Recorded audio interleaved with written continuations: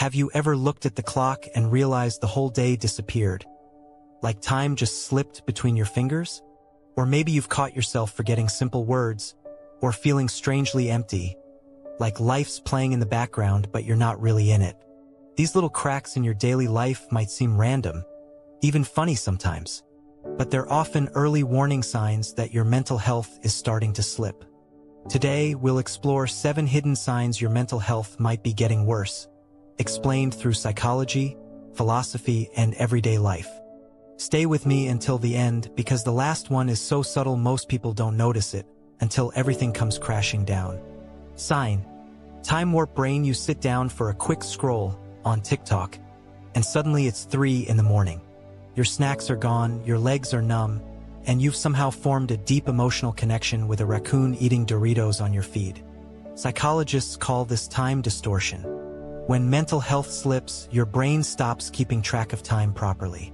Depression blurs days together into one gray smear, where Monday feels the same as Thursday. Anxiety does the opposite.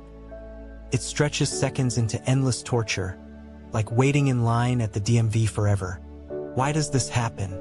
The prefrontal cortex, responsible for planning and focus, and the limbic system, responsible for emotions, fall out of sync. It's like trying to video call on weak Wi-Fi. Things freeze, buffer, and lag.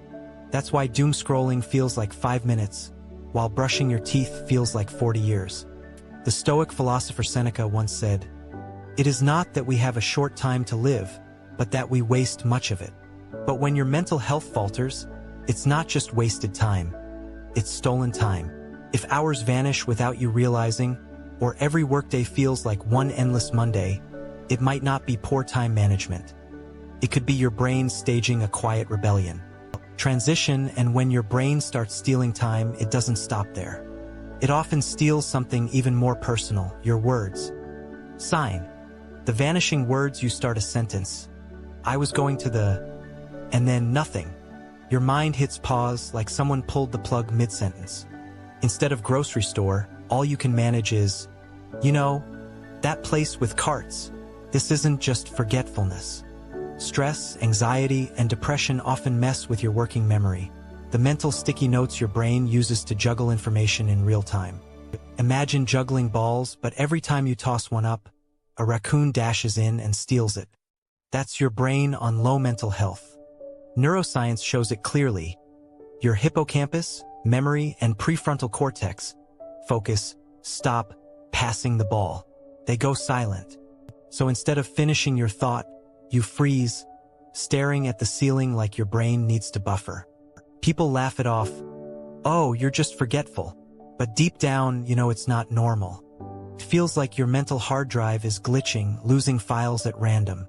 If your vocabulary suddenly shrinks to thingy, that place, and you know what I mean, it's not just quirkiness. It's a sign your mental health is quietly under stress. Transition. And when your words vanish, sometimes your emotions fade with them, like static on a broken screen. Sign. Emotional static. Remember those old TVs that showed nothing but gray and white fuzz when no signal came through? That's what emotions feel like when your mental health slips. Static. Psychologists call this emotional blunting. Instead of sadness or joy, you feel flat, like you're stuck in a dentist's waiting room that never ends. Nothing feels sharp. Nothing feels vivid. It's not just depression. Anxiety, trauma, and even burnout can flip this switch. Your brain decides feelings are too costly, so it enters low-power mode like a dying phone. You laugh less. You care less. Life becomes background noise. Friends might notice. You seem distant, but you're not choosing to detach. It's like someone dimmed the brightness on your entire world. Philosophy describes this as apathy, not laziness, but the soul's exhaustion. Marcus Aurelius, the Stoic emperor, once warned, "A man becomes unhappy when he loses the ability to marvel. Emotional static robs you of that marvel. If life feels muted, if nothing moves you like it used to, it's a quiet alarm bell for your mental health." Transition. And when emotions go flat, even your music choices reveal the shift. Sign. The doom spiral playlist. Ever notice your playlist change with your mood? Suddenly, you're looping one sad ballad 117 times like you're starring in your own low-budget breakup movie. Music directly taps into the reward and emotion centers of the brain, the same places depression and anxiety hijack. When you're low, your brain gravitates to songs that match the mood. It feels validating. This song understands me, but listening on repeat can dig you deeper, like shoveling your own emotional grave while the band keeps playing. Sometimes it's not just sad songs. It might be angry anthems or nostalgia bombs that transport you back to high school in the worst way. Either way, your playlist stops being fun background noise. It becomes emotional CPR, keeping you alive in the moment but dragging you down long term. If your music habits suddenly change, one song on endless repeat, or a soundtrack that sounds like heartbreak on loop, it's worth asking why. Transition and music isn't the only thing you retreat from. Often, people become escape artists in real life too. Sign. The social Houdini act. You RSVP yes to a friend's birthday dinner. But when the night comes, you vanish with a vague excuse. Headache? My cat looked sad. Sometimes that Houdini act isn't about flakiness, it's about mental health draining your social energy. Depression makes the idea of getting dressed and showing up feel like climbing Everest barefoot. Anxiety convinces you everyone will judge you. Even the thought of small talk feels exhausting before you've even left the house. Psychology explains it.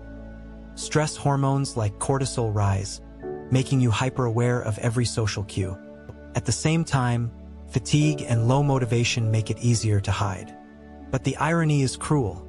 Avoiding people feels safer, yet isolation makes your mental health worse, feeding the same cycle that started it.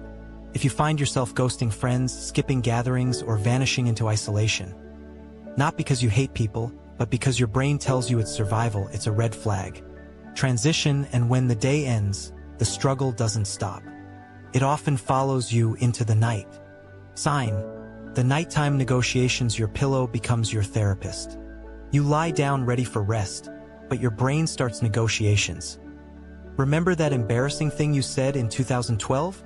Let's think about that now. Anxiety keeps your brain buzzing like a neon sign that won't shut off. Depression might let you sleep, but the sleep feels heavy, leaving you exhausted anyway.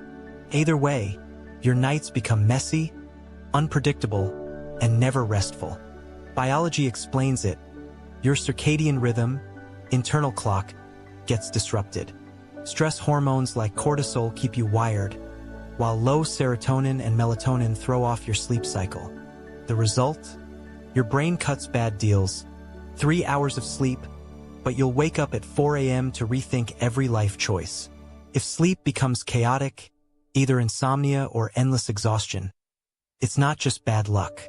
It's your mental health leaking into the night. Transition, but perhaps the most dangerous sign isn't the sleepless nights or forgotten words. It's the quiet collapse that no one else sees. Sign. Existential Jenga. On the surface, everything looks fine. You're functioning. You go to work. You laugh at memes.